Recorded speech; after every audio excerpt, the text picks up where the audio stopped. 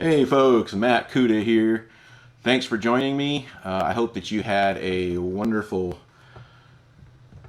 Thanksgiving, and I wanted to thank you for those that purchased my art during the Black Friday sale. As I said, the Black Friday sale is the most crucial time for you because it gives you the best discount. I run the highest percentage off sales during that time, and I mean, it's just the best time to take advantage of it. Of course, you're welcome to purchase it all year long, but the big sale is over. So I am running a flash sale today and through the weekend. This will be on a new offering that I have that is merchandise. So, or merch. I call it merch. So what it is you can get your photograph, I mean, not your photograph, but one of my photographs put on a t-shirt or a mug, or you can get a puzzle, you can get a hoodie, 20% off right now, offer code MERCH, MERCH, and just to give you an idea what that might look like,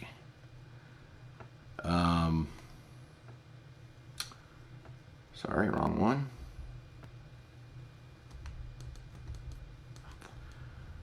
Give you an idea what that might look like here.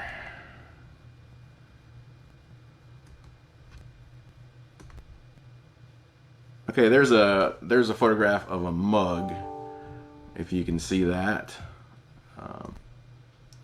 That's just one example of some of the things that you can get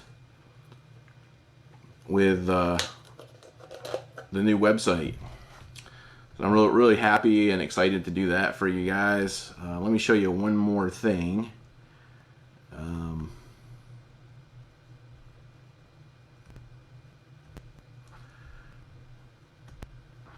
As I think the t-shirt looks pretty cool with this. I've sold one of these already. I think it's this one. There's the one I just had. That's the one I just had. Okay. But anyway, it's like I said, it's a new offering. It's kind of interesting.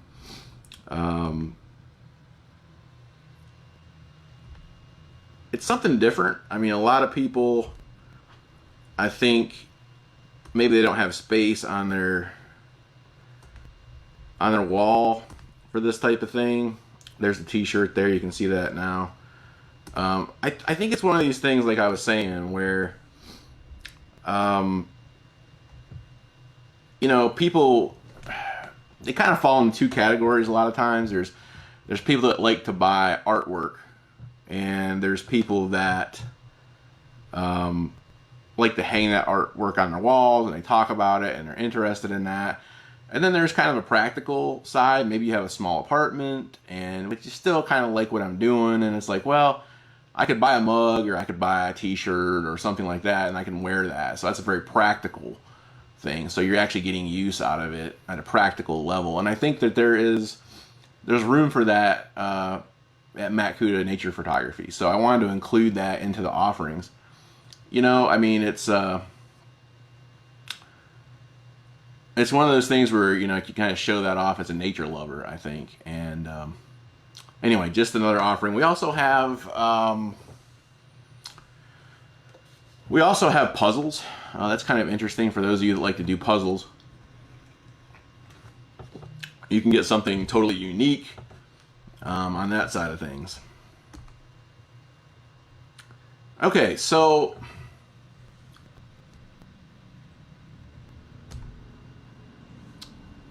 the next thing I want to talk about is the giveaway. As you know, I'm giving away, or maybe you don't know, I am giving away a 16 by 20 print on watercolor of the ruby-throated hummingbird gathering nectar. And that looks like this. That's the one I'm giving away. And I always get it backward here. Hold on, I gotta try to adjust this. Okay, that's the one I'm giving away right there. And just a really beautiful photograph of a hummingbird, a male ruby-throated hummingbird gathering nectar, and beautiful fine art watercolor print that will be signed as well as part of the giveaway. You've got one more week left on that one, so I just wanted to get that out there and show that to you. So lots going on this week. Okay, so the meat of this episode or live stream is I wanted to introduce you to the Roseate Spoonbill. The Roseate Spoonbill is a fascinating bird. It really is. It looks like it has the body of a similar to a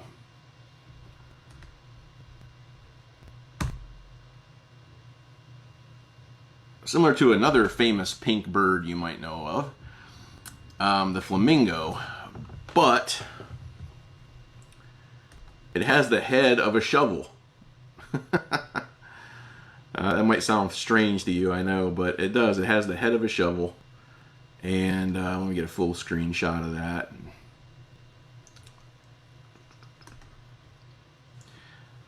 So, behind the scenes on this shot, essentially,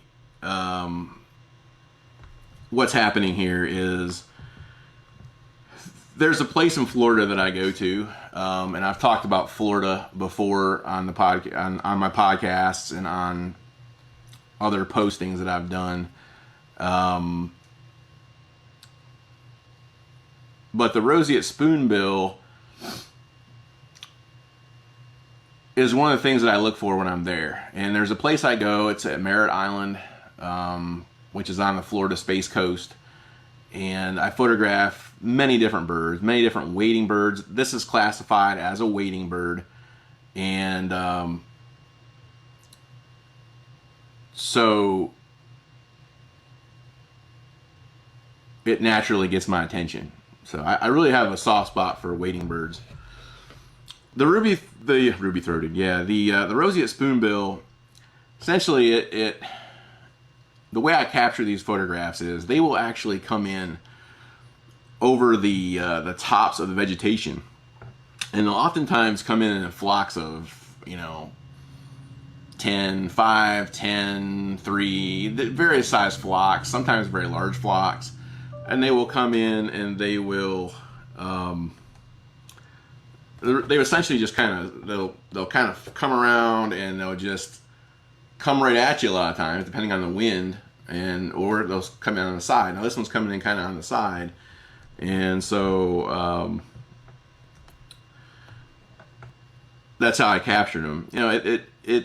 It does require skill. This one, flight photography in particular, requires a lot of skill on the photographers, a lot of skill and practice. And practice gives you that skill, right? He is what I would call a high-key photograph. The bright white background on a cloudy day really sets off, I think, the pink feathers of this bird. Just a very unique creation. I really love to see these birds, and sometimes you don't see them. Sometimes they're heavier than other times. They're always a pleasure for people. Anytime you see a flock of these guys on Merritt Island, there's usually a photographer nearby, sometimes several photographers. And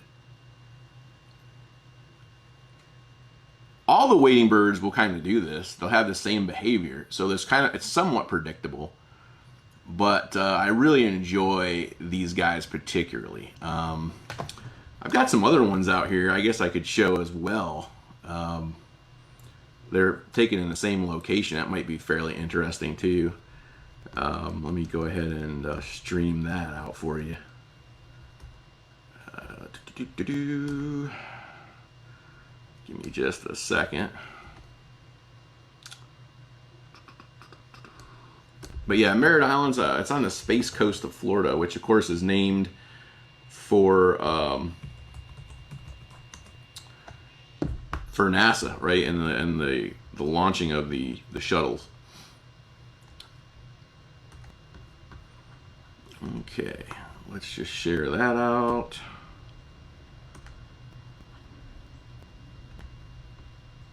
StreamYard, portrait. Here we go. So here you can see a lot of different images out there on my site. There's a roseate spoonbill coming in for a landing. I was just telling you about that, how they come in, how they kind of come in from the side, and they will actually kind of come around and come straight at you. They're going to land into the wind, so the wind's blowing against their feathers, and they pull their feathers out, their wings out like this. And that's he's in a break. He's breaking for a landing, and that's how just like any bird. Of course, when they're this large, you kind of notice it more, right? A bird like a songbird, they're flying so quickly, you don't notice that braking motion that they have. But with large birds like raptors and wading birds, it's very noticeable. And then there's some other flight shots there. You can see up in the top right corner on this page, there's a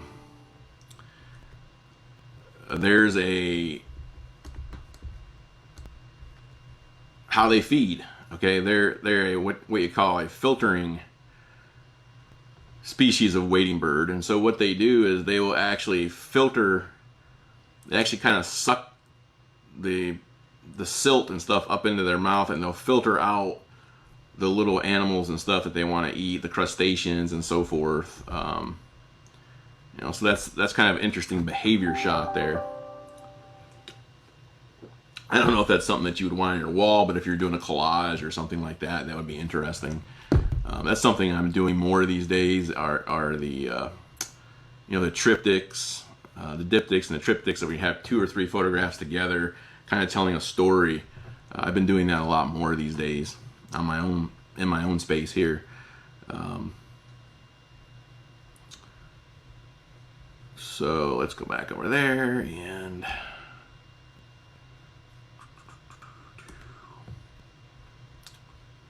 but there's the photograph we just looked at, and I've actually got more than this. I got to get busy and put some more out here. I've got several other ones that are frankly better than these. So I need to get my act together on that one. But essentially that's it. I mean, Florida for me is, I hate to use this term, but it's like a mecca of bird photography. I mean, the gamut ranges from scrub jays, which are fairly small, blue jay sized birds, up to massive eagles, lots of wading birds of various types, herons, great blues, snowy egrets, great egrets, all kind of waterfowl, ducks, various types of ducks, various types of rails. It's just amazing. You get to see feral pigs sometimes out there. Bobcats. I got to see a bobcat last time I was down there. It's a very interesting place to be, and I really encourage you.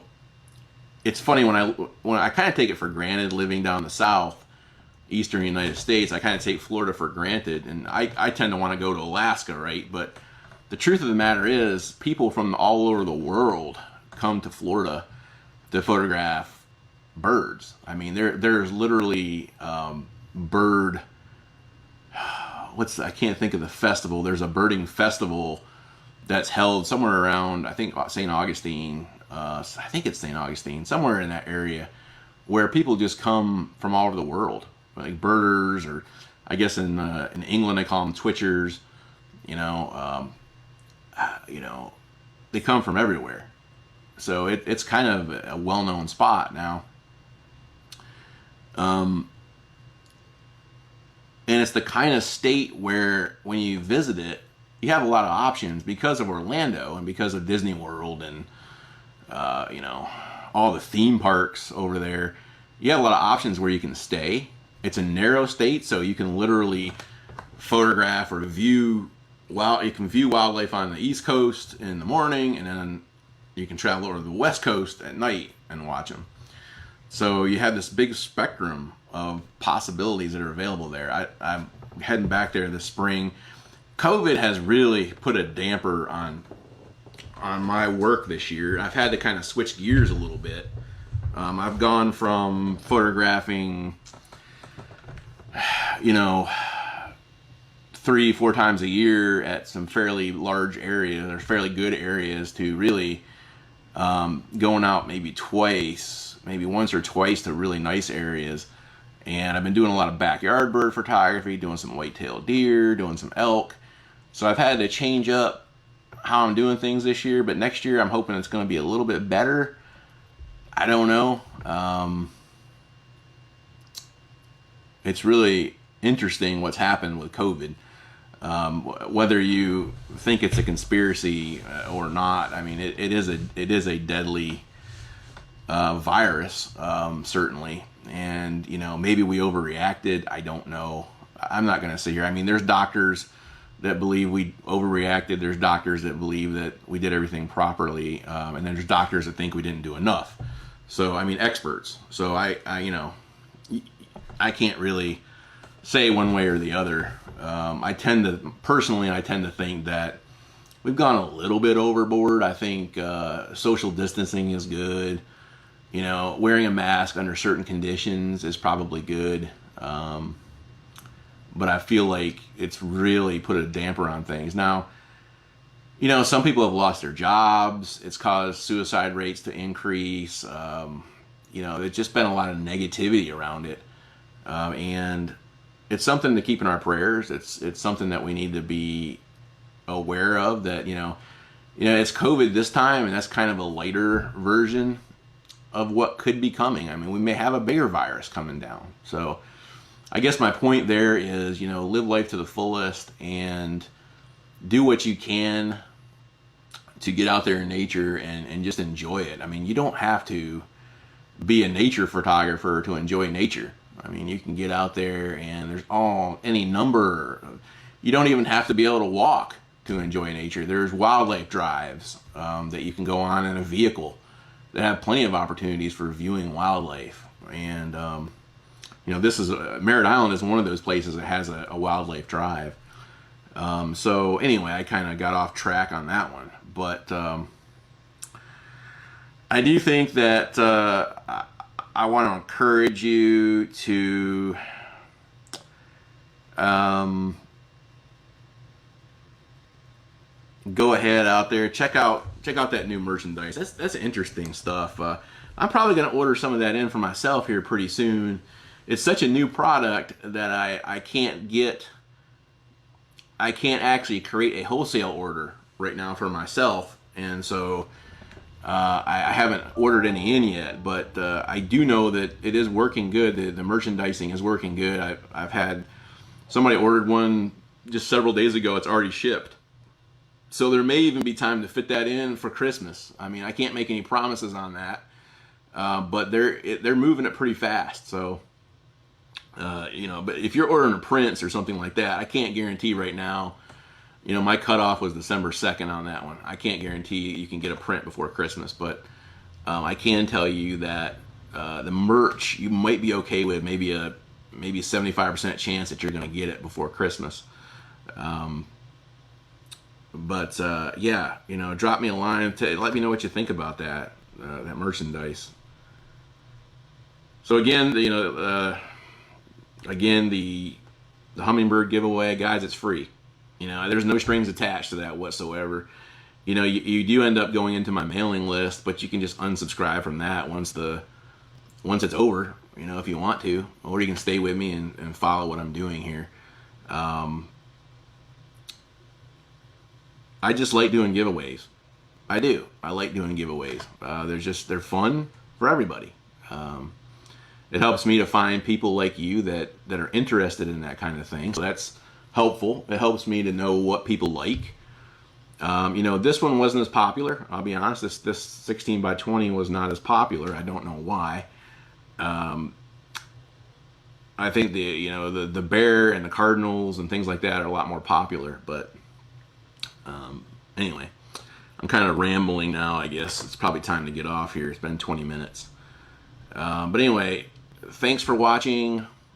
Make it a great day and get out there and enjoy nature. Bye bye.